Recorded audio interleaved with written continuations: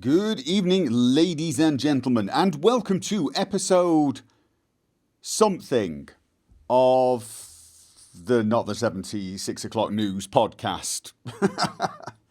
Is it 7? I think it's 7. I think it's episode 7. I should probably know which episode it is. 7 will do. Give or take, right? Welcome to this episode of my podcast, where we will be talking about a number of things, especially what it means to own games. Do you actually own the games you have bought on Steam or GOG? Do you own them, really?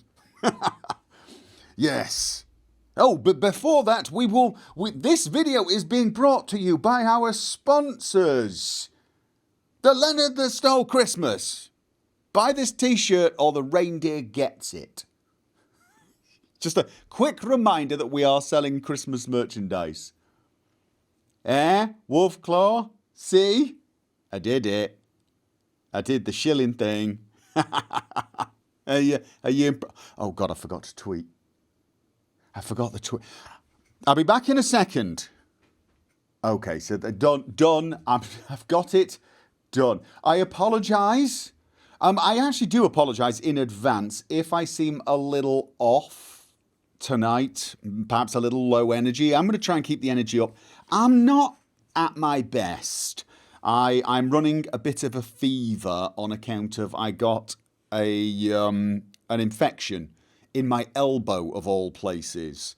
So I've got a small wound there and it actually got infected. So I was in a clinic today having it sliced and diced and then being fed tons of antibiotics. I knew I'd get the word right. So I'm feeling a little I'm not feeling that bad. It's just this, like, you know, if it'd been 200, 300 years ago, I'd possibly be a lot worse off. But with modern medicine, I'm fine. I'm going to be fine in a few days. And I feel guilty even mentioning it, you know. This is the people a lot worse off than I. And of course, I'm talking about Quadico, who's having a medical thing. And I'm sure everyone's going to join me in wishing her well and a speedy recovery so she can come back and we can carry on with Divinity Original Sin on Sundays. He has 5 hooks for a hand now. Though I still have a hand. Unfortunately, it is my mouse hand, so it's prevented me from doing any recording today. It's been a bit... I can't bend it and I can't put it down on the desk for very long. I'm hoping it's going to be a little less sore tomorrow so I can get some more recording done. Oddly enough, I'm thinking I could probably do VR because I can keep my arm straight and still use it and not lay it on something. It'd be fine. Although, because I got a fever, I actually think that VR would be somewhat unpleasant. However, we got that out of the way. Now, before we move on to the main topic for today, which is what it means to own a game, I want to cover some things that came up from last week's subject, which was, of course, the CD Projekt Red monetization gate for Cyberpunk 2077. Partly because there have been a few things crop up in the comments, and partly because it'll drive Wolfclaw nuts, and that's always entertaining, isn't it? Yes, it is.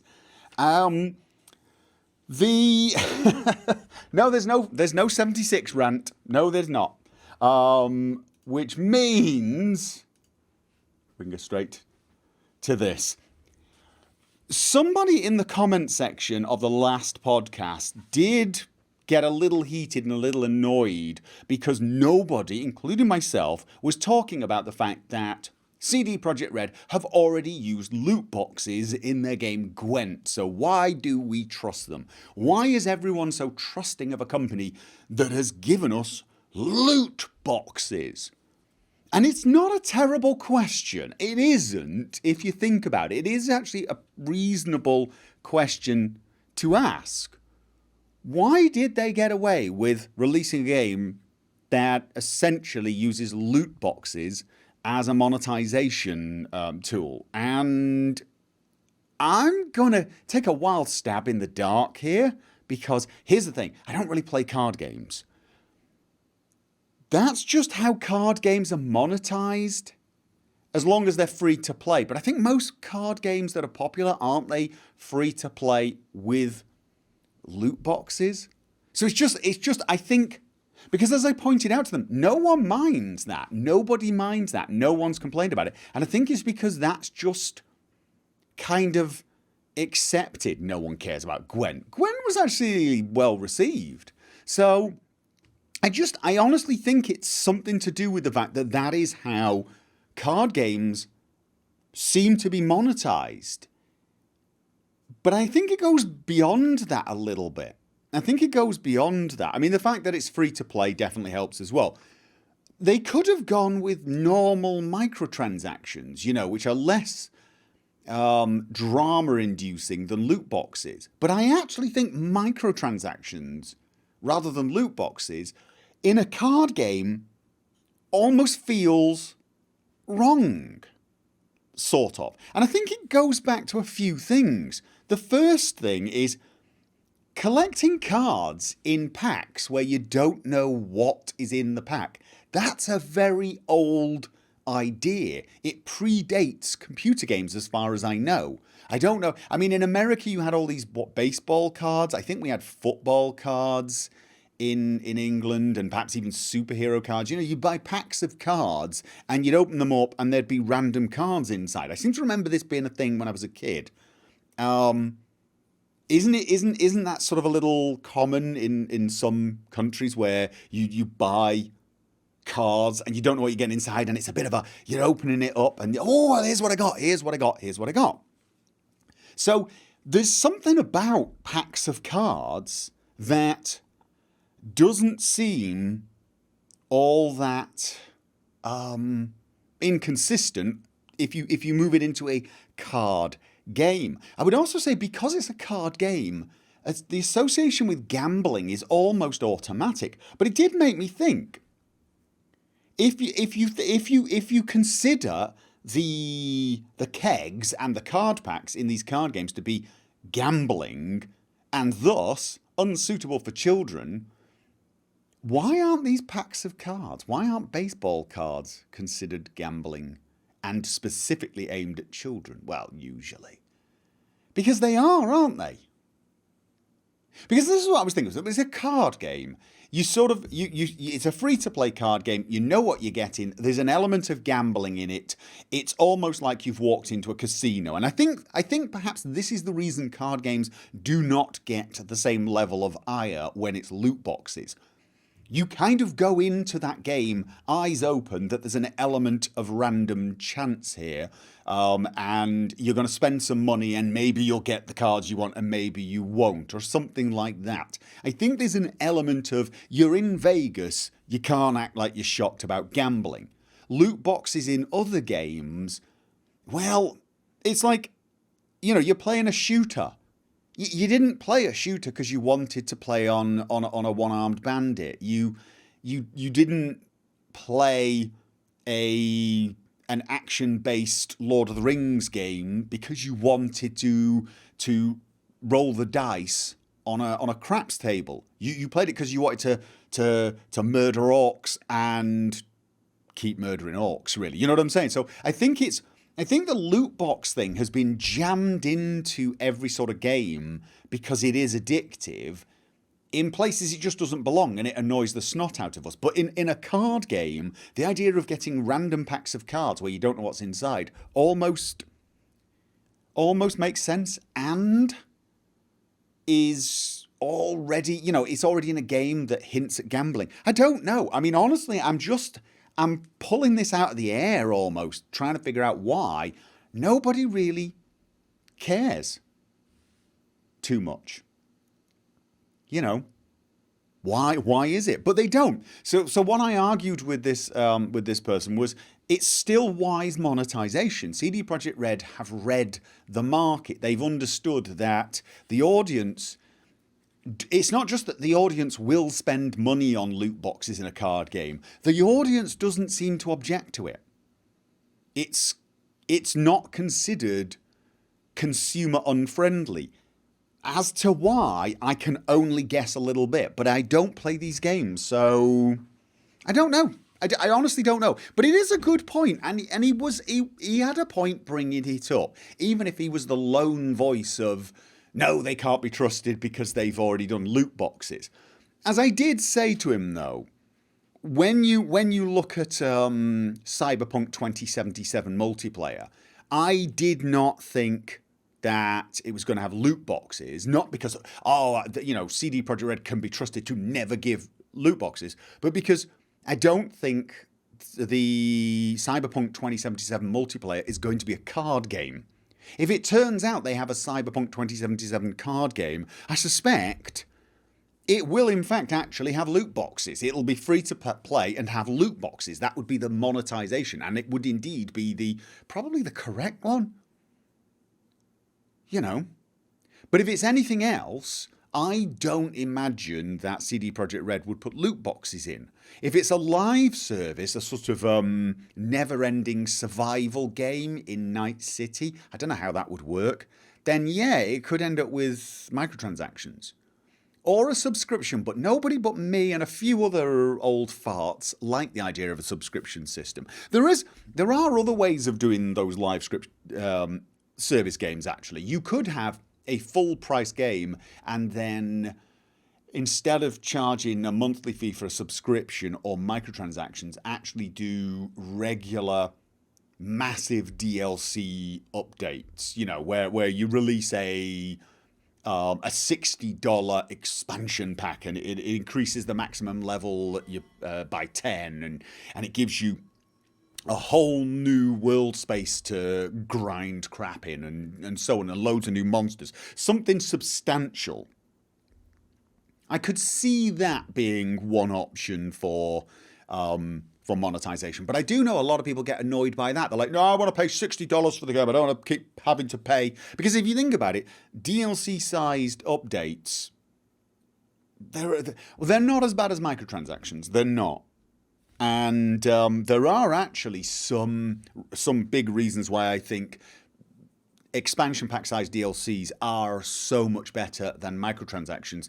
And I may even be making a video about this. It's even if it's small DLC, I think it's better than microtransactions as well. And I'm going to do a video on that actually, where I actually talk about things like Payday 2 and the model they had. But really, so I honestly think with Cyberpunk 2077, we're probably not going to see loot boxes unless it's a card game. And if it is a card game, I don't care, because I'm probably not going to play it that much.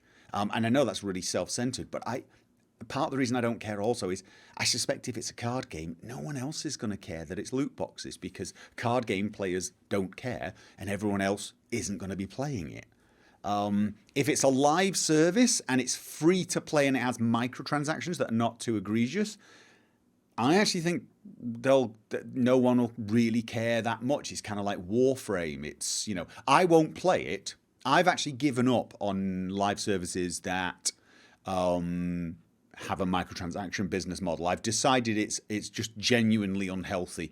I don't like those games. I've quit Warframe. I've uninstalled it for that exact reason, because I do believe that the microtransaction economy did give them incentive to make certain things really, really, really, really crappy and unfun to do. I'm talking about the latest Warframe. I didn't get the gluttonous fatso Warframe. And I just suddenly realised I just didn't want to play anymore. And I think I'm done with live services. So that's me probably done with microtransactions. If it's anything else, if it's multiplayer co-op of the base game, I think they'll go for a different monetization. I think. If they don't, there'll be chaos. So anyway, yeah, that's it. That was just like a bit of a follow-up on that particular issue. There was one other thing I noticed in that video in the comments. There are a lot of people who have still not got their heads around the idea that monetization does not mean microtransactions. There were quite a few comments where people were saying monetization is just bad, or monetization is a slippery slope. And some people go in so far as to say monetization is a relatively new thing in multiplayer games. And I'm like, no. Multiplayer games have been monetized for decades, literally decades. And I even went to one comment where someone was like, "No, the game should not be monetized or something." I said, "So you think they should be free?" And someone else came along and said, "No one's suggesting they should be free. You're making a straw man argument." And I'm like, you kind of missed the point here. If a game is not monetized, it is free.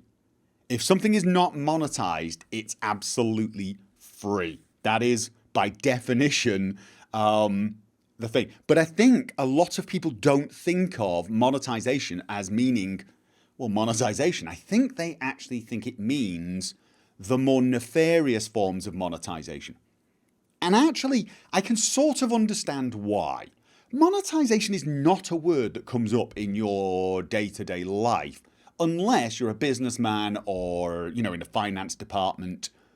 The only time we hear about it in the gaming community is when someone's doing a report on the monetization, and the only time that ever happens is if the monetization is bad.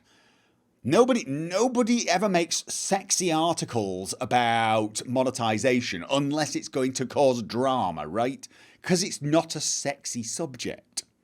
And so I think a lot of people in the gaming community have become conditioned to think of monetization as meaning microtransactions or loot boxes, something like that. They don't realize that a full price $60 game is still monetized. The Witcher 3 was monetized. It was $60 and it had $20 DLC. That was its monetization model. And there are some people who will say, yeah, right, but you know what we mean when we talk about monetization? Well, no, I don't necessarily know what you mean. But more importantly, we're not talking about you. We're talking about the chief financial officer talking on an earnings call, probably to his investors. And they use the word monetization, well, in its correct form. Because there were some other people saying, well, it's all PR speak. It's PR speak. Why is monetization is PR speak? No, it's not. No, it really isn't. When have you ever gone to the E3 and heard the word monetization, like, coming out on the show? Like the guy runs out and there's all the music and there's explosions and he's like, "Are you ready for monetization?" No, never. Never, ever, ever. Nobody talks using that sort of a language if they're in PR. And in fact, with the word monetization, if you're in PR and you use that word in public, you should probably be fired because you're bad at PR. It's not PR speak, it's financial speak, it's business speak. And this was business people talking about monetization. So they were using the term in its, or at least I can't speak for them directly, but when I listen to that, when I read the transcript, it reads like a business meeting, not a PR meeting. So I think there is this thing at the moment where the gaming community is assuming that every other community uses this word monetization to mean the negative things the way they do. So I'm just, you do actually hear that at the Devolver show, but they're doing a spoof. So, right, exactly. It's, most PR companies know to avoid certain words. There are certain words. You don't ever hear a company come out and, our new game's got 10 more levels, it's twice as much action, and even better DRM. No, that's not marketing. You don't market your DRM, you don't market your monetization, right? There are certain things you just don't monetize, PR. And monetization is one of them. So I still believe there's a lot of people who've heard the word monetization and they've just sort of like and gone into an almost auto outrage because this word has got negative connotations for them. But unfortunately, these people, you can argue that that's what it means in the gaming community now. You cannot argue that's what it means to business people, like a chief financial officer. So I'm sure people will, though. I'm sure. Oh, they may say no DRM or DRM free. That is true.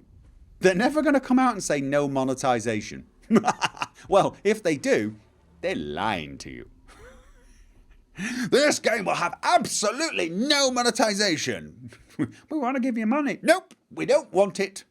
We don't want it. Maybe someone would. But even if they did, they'd be doing it as a PR stunt to further monetize a future game. So, but yeah.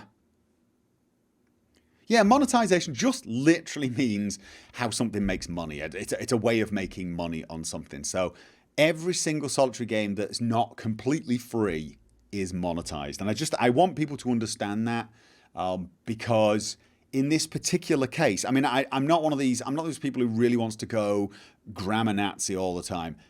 But I do think sometimes people need to have these definitions shoved in their face because there is confusion when one section of a community uses one definition for something and applies it to another community or another section of the community that does not share that definition and just assumes that that's what the other community must mean. It's just, I see this with a lot of different things where people they use one definition for something and refuse to accept that the other party is using a totally different definition. This happens in so many different fields in the real world as well. So there you go. That's pretty much all I want to say about the CD Projekt Red monetization saga. I think the whole loot box question for card games is interesting, but people do need to take a bit of a chill pill when they hear the word monetization and actually consider what is being said, and then act appropriately. I mean, don't get me wrong. If you hear some horrible monetization plan come up, by all means, have a go. If someone talks about, we want recurring monetization, you know what that means. You know that means some way of getting money on a regular basis, right? Don't necessarily flip out because it could still be a good form of monetization. If someone talks about random luck-based monetization, warning, warning, warning, right? I mean, that's someone suggesting loot boxes. It's the other words around the monetization that should set you off. But more importantly, you've got to look at each case. You've got to look at each case as to whether microtransactions are okay, loot boxes, if they're okay, because they do seem to be in certain games, and so on. So, that is the preamble to the main event. The main event is, did you know you don't own the games you think you own? There's been a bit of a thing this week where some people who have a game called Tron Evolution have lost the ability to play it because the DRM for that game has stopped working, I think. Meaning if you've pirated the game, you can still play it, but if you bought it, it stopped working, and it's caused a bit of an uproar, as it should. You've you've bought a game, and you should be able to play that game as long as you want. However, it did bring up a very important subject, and that is the subject of game ownership, because you don't actually own most of the games that you think you own, if any of them, actually. Now, I am not a legal expert, so I'm going off what I understand. So if I get anything wrong, I do apologise, but I think I'm close to correct on this. Especially on digital downloads, you do not own the game. You have a license to play the game, okay? Now, you should have a license to play the game forever. So in the case of Tron Evolution, this is bad, because you should have a license to play that game, and the game should be playable forever. So this is a problem, but it does make you realise people still think they own games. The thing is, I'm not totally sure you even own a game if you bought a physical copy. Again, I'm not a lawyer, but I don't think you own the game, even if you have a physical copy, or if you own it on GOG. Sorry, Chronofest, I don't think you own it.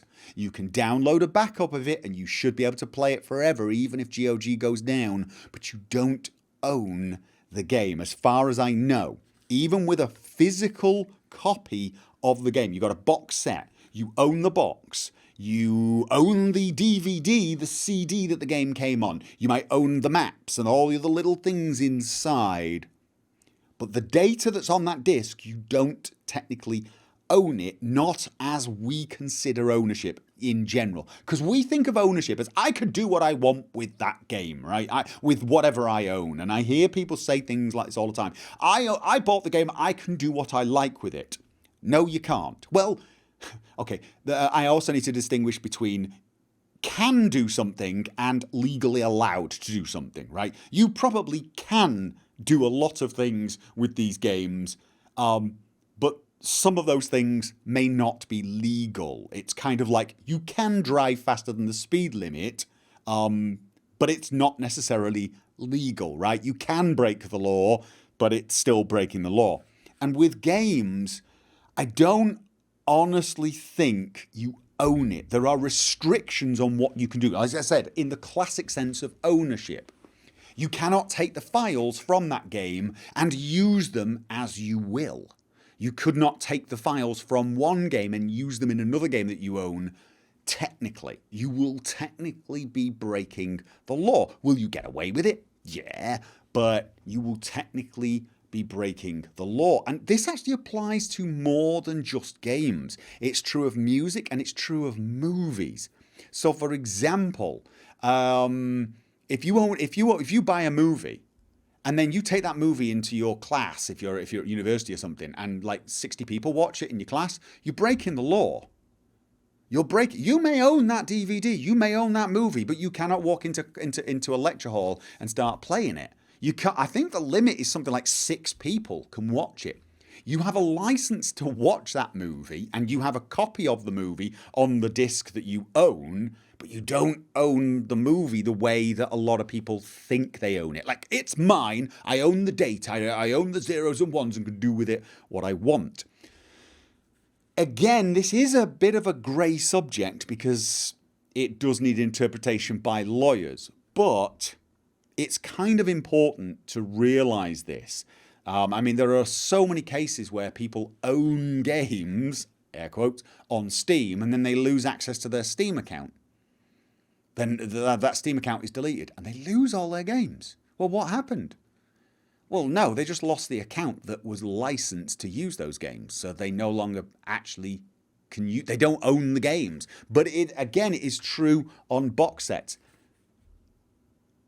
Your professor in college played a movie for a class of 30 last month. Hey, I saw a kid drop litter the other day. Actually, I didn't. I made that up. I'm making that up to make... I'm just going to be honest. I made that up. I could have seen a kid drop litter the other day. It wouldn't actually stop it from being illegal. So your professor may be playing a movie in class for 30 people, and he'll get away with it. I'm not officially saying I've ever done anything like this because I don't want this to be used as evidence against me. I'm not saying that I've ever played a movie to more than however many people I'm legally allowed to do it. I'm just saying that if I had, technically, I would be going against the license, yeah? You may also find that in certain... university settings, you may be able to get away with it. Because again, copyright law is not that simple. There are ways to defend yourself against it. It's like you're not allowed to use lines or say audio lines from one of your games as your ringtone. Technically speaking, you're not allowed to do that. Technically speaking, you can't take one of the audio lines from your game, say Three Dogs, and make it your ringtone. But of course you can do it, and no one's going to come and get you. The police are not going to come barging through the door. But you're technically, you're using that voice line in a way that's not approved by the copyright holder. But you could use it in a YouTube video if it falls under fair use. And that's a big grey area as well, one that I don't understand. Again, did I mention not a lawyer? And I'm maybe getting a lot of this wrong. The point I'm trying to get across here is with anything that is shall we say, intellectual property or digital property, you have a license, not an ownership. You cannot do what you want with that product. So beware of that. Be understanding of that, and don't be shocked or think you are protected if something goes wrong with the license system you happen to be using. For example, Steam. If you get banned from Steam, you could lose all your games. Now, here's the thing. I think someone who actually lost all their games got the account back. They went to court and got it back. But but they had to argue it. And I think it was something to do with the fact that Valve couldn't actually say why they'd got removed. So it was like, but just be aware, this is not a simple matter of if you've got 200 games in GOG and Steam, you own those and can do what you like with them. Having said that, you do have a bloody license to play them, and the games should last forever. And I saw a Jim Sterling video about it, and people were arguing with him a little bit, or saying things like, well, 10 years, it's 10 years. Who's playing a game after 10 years? I'm still playing Fallout New Vegas. That's 11 years old. Skyrim is 8 years old now. It's 8. They're still selling Skyrim. They're still selling. People are playing Morrowind, Daggerfall, right? I mean, say what you like about Bethesda Game Studios. They make games that have got a bloody long lifetime. Granted, most of that, I believe, is down to mods, although there are still people playing Daggerfall, and that's probably because people are still playing the later ones, so it's like, However, 10 years is nothing. I do not want to lose games after 10 years. This, to me, is yet another indication of why DRM is bad. This is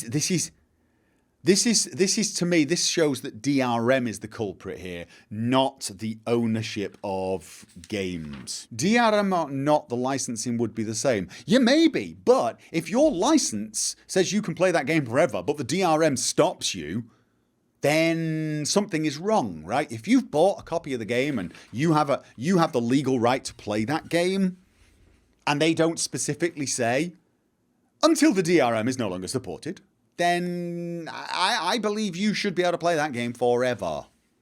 Forever. However, again, not a legal expert.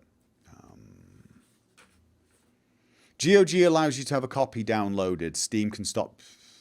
Well, right. GOG lets you download the game and keep a copy on your hard drive. Steam, I think there are ways of doing it on Steam. But yeah, no. GOG have got a way better system so that you can keep games on your hard drive. You could keep every single game you buy from GOG. You could download it and keep it locally, and you never have to connect to GOG.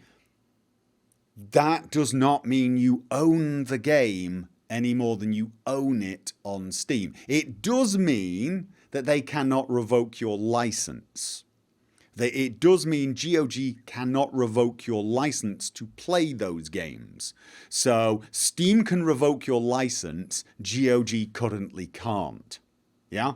Because they let you download the game and it's DRM free. DRM is the problem here. DRM is the problem. I swear, DRM encourages piracy, not prevents it. I mean, it's the number of times I've seen a game suffer because of its DRM, and the paying customers are the ones suffering, whereas the pirates are actually getting a better gaming experience. Remember Assassin's Creed 2? I try to forget it. I do try to forget it. Yeah, it was. I know it was designed to prevent piracy, and it can usually delay piracy a little bit, but overall, I believe piracy is a fool's game. I believe it's a total fool's game. It's a better way to prevent piracy is to make buying the game and supporting the game a far more pleasant experience, and that's kind of what Steam did, and now GOG does. it made buying games easier than pirating them. Whereas prior to digital downloads, there was a brief period where it was actually easier, especially if you were a lazy person who didn't want to walk to the store or wait for a box to be delivered to you next week. It was actually easier to pirate the damned game. And then, as with some games, the DRM was so awful, it was actually the best way to bloody well play the game. I mean, when you've done that, when you've made the pirate experience better than the paying customer experience, you fluffed up. You fluffed up. No ands, ifs, or buts. I mean, I question the very idea that if you stop someone from cracking the game, let's talk about Red Dead Redemption 2 then. I question the idea that if you've stopped 1 million people from cracking the game, you therefore have made 1 million sales, because you probably haven't. The sort of people who are cracking these games and playing them, very few of them are the sort of people who are going to go, oh, well, I can't crack it, I'll buy it. There will be some. There will be some, like 1 in 100. But the vast majority of them are just people that, oh, I'll play that. Oh, I can't get that. That's not. I'll play something else, because they don't have money. If people are pirating games because they don't have money, they don't have money. So you stop them from pirating your game, they pirate someone else's game. You've still not made any money. You've not got anything out of it. Will it cause some extra sales? Maybe. But if the DRM ruins the experience a little, it may cost you sales of that title or future titles. Ubisoft being the prime example I always give. I used to be an avid Ubisoft game player, buying, like all the Splinter Cells. Assassin's Creed 2, was dead excited to play, and Assassin's Creed 2 just made me stop buying their games. Not in protest, not because I'm boycotting them, but because it was such an unpleasant experience playing the game I paid for. It was so unpleasant for the first week or so, actually. They ruined the game experience for me, a paying customer. And so I thought, can't be bothered with that again. So, you've lost customers through your DRM. How many extra sales did you make? It's questionable. And also, I would also say, people who are willing to wait for the pirated version, if they're determined to get a pirated version, they'll be willing to wait. They'll be willing to wait several months. I mean, I'm waiting on Red Dead Redemption 2 for the patches and all that sort of thing. So, however, I want to move on. We've been talking about these subjects for a while. I'm actually going to talk about modding, but believe it or not, we're not changing the subject much.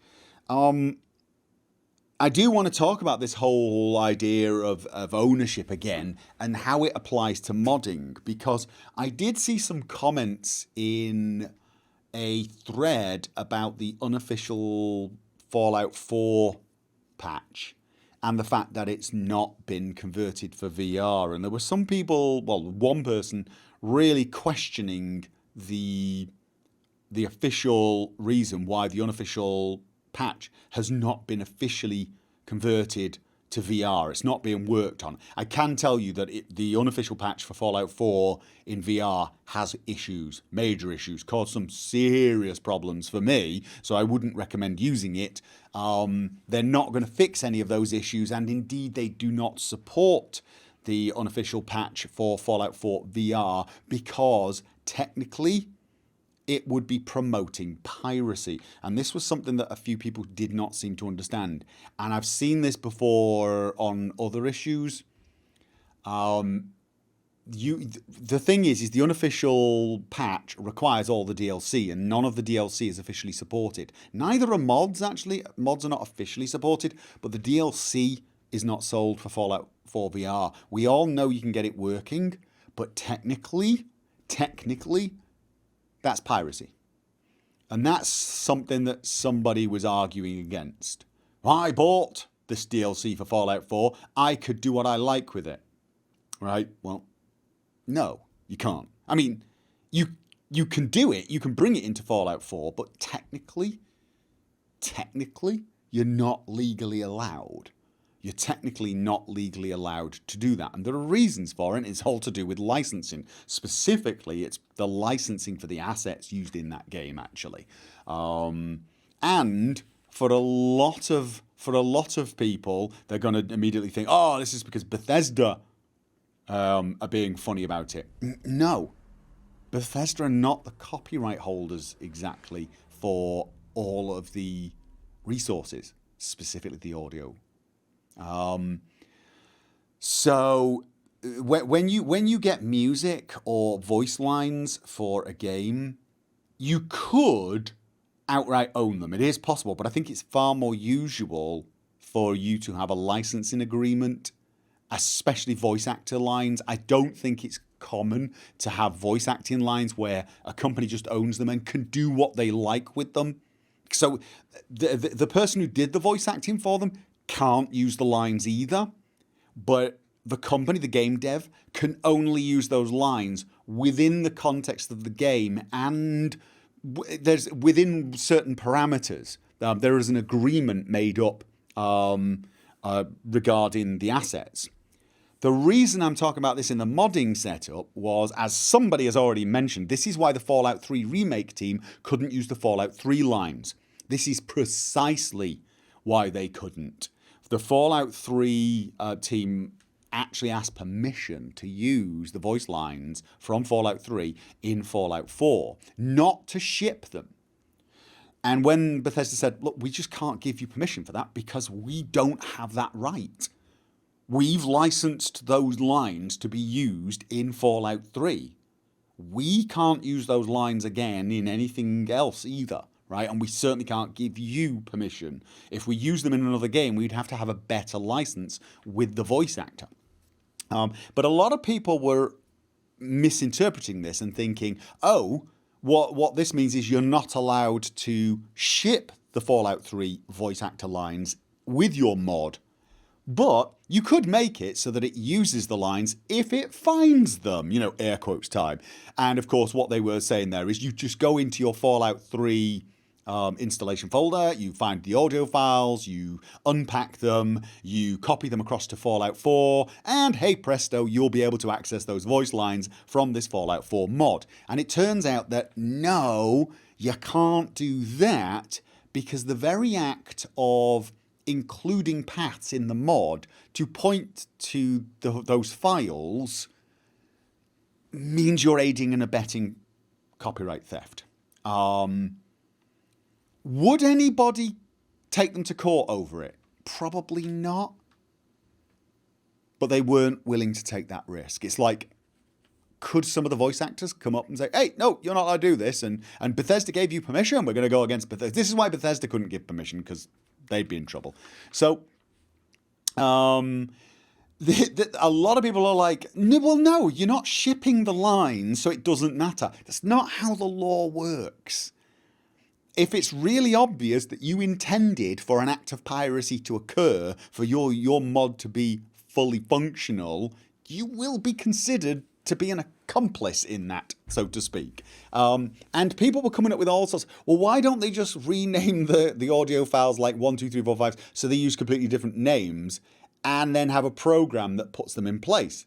And the answer to that one is because then whoever writes the program to do that is aiding and abetting. And in actual fact, let's face it, everyone's going to know, and any judge worth his salt's going to know exactly what the intention of the modding team was as well. People think they can get around these sort of things on these clever little technicalities. It's just not how the law works. If a copyright holder can show that you really, really intended to use copyrighted material in a way that was not legally allowed, judge is going to go with that, probably. I mean, again, it depends on your lawyer. It does depend on your lawyer. If you've got a better lawyer than them, maybe you'll get away with it. But you can't be a smarmy git in court. Actually, technically, I didn't actually do it. I did this, and if somebody else chose to copy those files, judge is going to go, sunshine, approach the bench. Okay. Now you never know. You might actually get judges who just don't understand the subject, but probably not if you're in a copyright court. So it's one of those things where the Fallout 3 remake team did not feel safe because nobody could guarantee that they would not face legal action. As to whether they would have won the legal action, again, I'm not a lawyer, but they weren't convinced they would. Neither was Bethesda, and honestly, I don't blame them. So, and this is actually true for every single one of these projects. What people don't realize is More Oblivion got shut down for this exact reason. They were actually using assets from Morrowind in Oblivion. They were directly using assets, and I don't think it was just audio, actually. I think it was a few other things. And they got shut down. Skywind and Skyblivion have not been shut down because they're redoing everything, every single thing, all the audio, all the models, they're made from scratch. Even the music, it's all new music. It sounds inspired by the Morrowind or the Oblivion music, but it's new. It's different. It's not copyrighted, so it's fine. Same is true on Tale of Two Wastelands and so on. So this is a lot of people looked at that scenario and we're coming up with all these clever ways around using the copyrighted material. But here's the thing, guys. Just because that material is on your hard drive does not make it legal for you to use it any way you want. And if a mod maker or someone like me shows you how to do that, we actually technically put ourselves at risk. We put ourselves at risk. Now, you're probably at more or less risk depending on what you're doing. But, and again, I actually think the risk is really, really small. I don't think any of the Elder Scrolls or Fallout voice actors are probably going to start making a lawsuit against. But you never know, do you? You do never know. Some pissed off voice actor just like, just decides this is how I'm going to make some money. So you were under the impression that Skyblivion had managed to find a legal way to use the voice lines by contacting the VS. Oh, if they have, okay, so all right, so is Skyblivion actually using some of the in-game files? I knew they did in some of their demos. I'd seen some of the demos and heard actual, I recognized some of the lines. I assumed they were ripping them out. Are you saying they've actually contacted the voice actors in questions and got permission? Because if they've got permission from the voice actors, then the only thing they'd have to worry about is Bethesda stepping in, because Bethesda probably have some say in that as well. The voice actors generally work through an agency like most actors do. Yeah, I can imagine that. So anyway, long and short of it is ownership, even in modding, is not as simple as you think.